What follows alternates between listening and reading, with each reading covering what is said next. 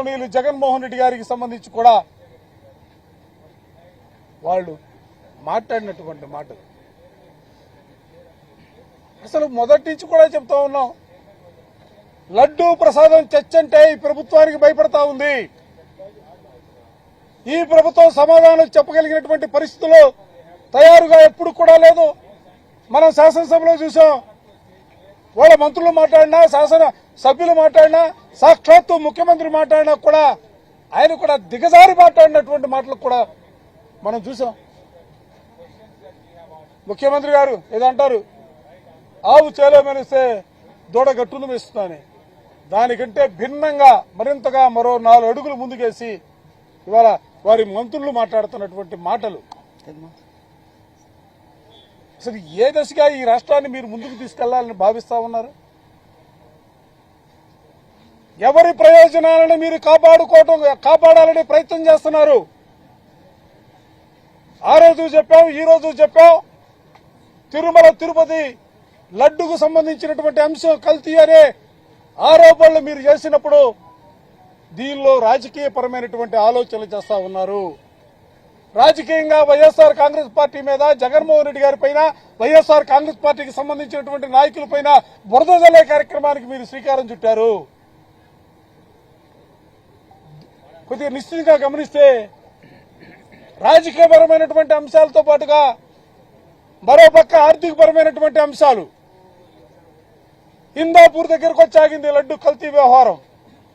2014లో మొదలైనటువంటి హిందాపూర్ వ్యవహారానికి సంబంధించి తిరిగి ఇవాళ హిందాపూర్ కంపెనీ దగ్గరకు వచ్చి ఆగితే అసలు హిందాపూర్ కంపెనీ ఎక్కడా, ఎవరిది బాబు అని చెప్పి తలుపు కొడితే టపా టపా సమాధానాలు వచ్చాయి. హిందాపూర్ అంటే హెరిటేజ్ సంస్థ అని, హిందాపూర్కి టెండర్ ఇవ్వడం అంటే హెరిటేజ్కి ఇవ్వడం అని, హెరిటేజ్ సంస్థ అంటే చంద్రబాబు నాయుడు గారి కుటుంబాలని. ఓ దీనికోసమా ఈ కల్తీ లడ్డు వ్యవహారం మొత్తం కూడా నడిచింది? తమ కంపెనీకి టెండర్లు ఇప్పించుకోవడం కోసం మహారాజా ఎందుకు ఇబ్బంది పెడతావు? ప్రజల్ని ఇబ్బంది పెట్టావు, హిందూ భక్తుల్ని ఇబ్బంది పెట్టావు, హిందువుల మనోభావాలు దెబ్బతిన్నాయి. అసలు హిందువులు వింటానికి కూడా ఇష్టపడినటువంటి మాటలు నీ నోటి గుండా మాట్లాడినటువంటి పరిస్థితులు ఉన్నాయి.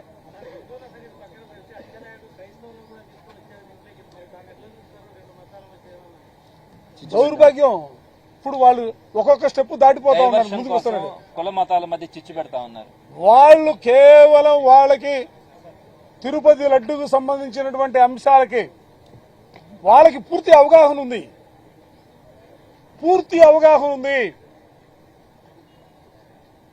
వాళ్ళ ఆలోచన రాజకీయంగా వైఎస్ఆర్ కాంగ్రెస్ పార్టీని రాజకీయ సమాజ్ చేయాలా, 1.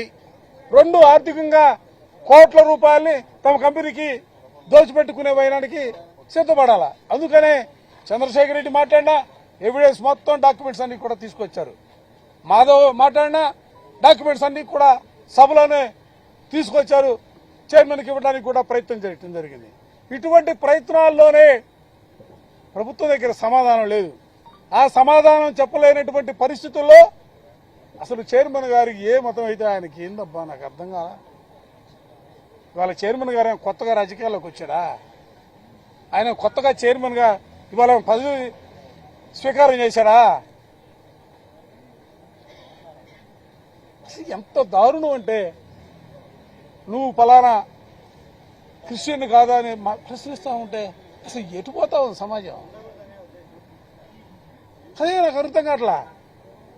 ఇప్పుడు వాళ్ళే నేను అడుగుతా ఉన్నా, అందుకే ఈ ప్రభుత్వాన్ని అడుగుతా ఉన్నా, ఎవరు ఏ పదవుల్లో ఉండాలో, ఏ మతాల వాళ్ళు ఉండాలో, లేకపోతే ఏ కులాలకు సంబంధించిన వాళ్ళు ఉండాలో రాజ్యాంగం రాయండి బాబు. రెడ్ బుక్ రాశారు కదా, జైళ్లు పూర్తి చేయడానికి, జైళ్లు నింపడానికి ఎక్కడెక్కడైతే నిజాలు మాట్లాడుతూ ఉన్నారో, వాస్తవాలు చెబుతా ఉన్నారో వాళ్ళ గొంతులు నొక్కడానికి ఓ పుస్తకం మీరు తయారు చేసి పెట్టుకున్నారు కదా రెడ్ బుక్, మరో పుస్తకం కూడా తయారు చేయండి. రాజ్యాంగంలో ఉన్నటువంటి వ్యవస్థల్లో ఉన్నటువంటి వ్యక్తులు, ప్రజాప్రతినిధులు ఎవరు ఏ కులాలకు సంబంధించిన వాళ్ళు ఏ పదవుల్లో ఉండాలో కూడా నిర్దేశించే రీతిలో ఓ పుస్తకం తయారు చేయండి, దానికి కూడా మీ ఇష్టం వచ్చినటువంటి కలర్ పెట్టి ఒక బుక్ అని పెట్టండి. మోషన్ రాజు గారు చైర్మన్ గా ఉండటానికి మీకు ఇష్టం లేదా?